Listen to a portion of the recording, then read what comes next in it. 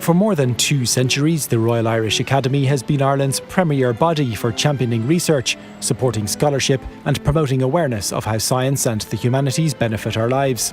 It's based in this fine mid-18th century house on Dawson Street in Dublin.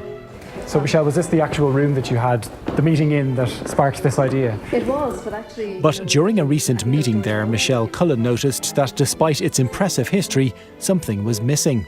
We were actually here talking about how do we attract more women and young girls into choosing STEM subjects at university and therefore being, I suppose, equipped for some of the future jobs.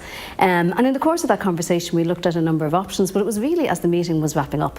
And we literally looked around the room and one of my colleagues said, but look at all the men on the walls, where are the women? And isn't that part of the problem? Isn't it part of looking at how we actually consider gender inequality and noticing all of the ways in which women are simply less visible and less recognised? And so the Women on Walls project really came out of that. What's your area? I'm engineering, bioengineering. A total of 5 portraits of women were commissioned by Accenture and the RIA to hang on the Academy's walls. The first and largest features 8 contemporary Irish-based scientists, all recipients of funding from the prestigious European Research Council.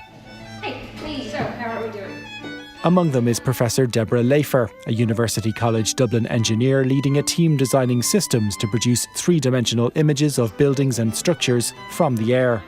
I'm delighted to be perceived and to be promoted as a mentor, as a leader. We build each building brick by brick, and that's how things change. I became an engineer because I met a female engineer, and the things that she brought to that discussion really influenced me. And about a year later, I decided that I too wanted to have that kind of tool bag, so I know it works. Another is bat expert Professor Emma Teeling. 18 species of bat live way longer than man and way longer than ever would be expected given their body size. Using this hypothesis, we're trying to understand what have they done, what mechanisms have they evolved to be able to allow them achieve apparent everlasting youth. My European Research Council project is called BioWater, and we look at the interaction between water and biomaterials to try and understand processes that affect biomaterials, for example, in the human body. I work in evolutionary genetics, which is fundamentally trying to understand how our genome, our total DNA, arrived at the point it's at now. All were pleasantly surprised to be asked to participate.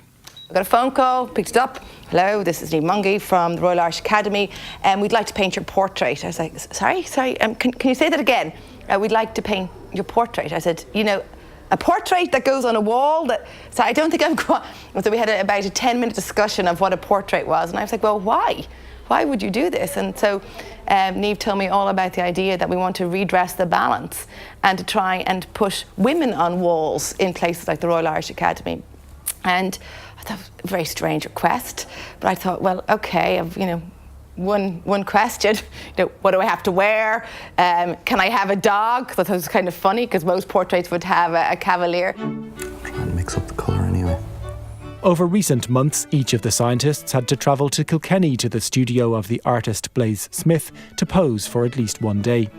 I was saying, well, would you all like to be done in a lab with lab coats? And there was a universal chorus of, no, that's not what I'm like at all. And this has turned out to be a great thing in the painting that is currently underway because everybody is completely different. Emma's holding a bat, Trina's holding a heart, Deborah's holding a model of Christchurch Cathedral, Lydia's got her killer T-cells. We've all realised only by doing, being involved in this initiative, actually how few paintings and how little there is, whether it's in the media or particularly in our own areas like in academia, in our own institutions. I mean, I'm in Trinity College and I know they've made a concerted effort in the last number of years to have more women paintings on walls in the same way. But again, because it was noticed, there were so few. So I think I'm noticing it more and realising how important it is.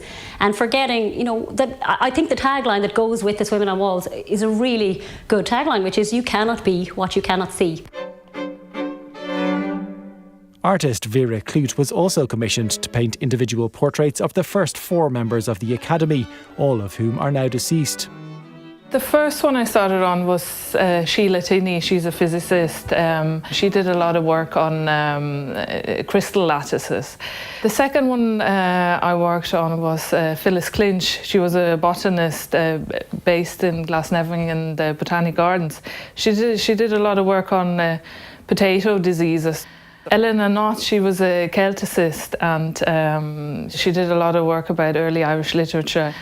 The fourth one is Françoise Henry. She's an art historian, and I think she was said to be going all over the country on a bike, looking at ruins and high crosses and early Christian art. It is my huge pleasure to unveil. Months of work later, the works have been completed and hung on the RIA's walls. And earlier this week, they were officially unveiled. I think it's fantastic. I think it captures everyone perfect, and it's just really exciting to be part of. Oh, I think Mummy would have been delighted. Very surprised, but absolutely delighted. She'd have approved of the idea. The imbalance is dramatic and I suppose embarrassing. So these go some way to redressing that imbalance, and having art, modern art, in the public hallway for everybody to see will be great. The hope now is that the project won't be a one-off and that it will be replicated by other organisations nationwide. Just making that more visible, making people think about it more, changes the conversation. And I think, this is one example. Hopefully many other organisations will do something similar and will engage in the same sort of conversations. But if we're serious about, shattering the glass ceiling, so to speak, we really have to start looking differently at the walls that are holding it up.